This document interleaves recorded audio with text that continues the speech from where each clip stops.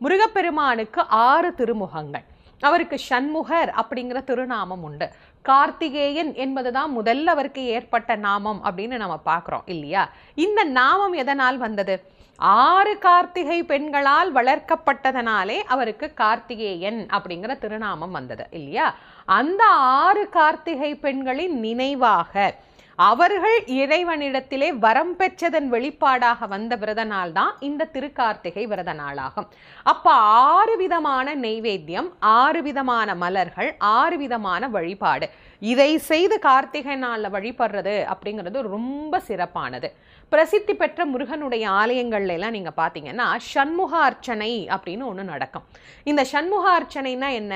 6 அர்ச்சகர்கள் 6 விதமான வேத மந்திரங்களை ஓதி 6 விதமான நெய்வேத்தியம் பண்ணி 6 விதமான மலர்களால முருகனை அர்ச்சித்து வழிபடுவார்கள். இதற்கு ஷண்முக அர்ச்சனை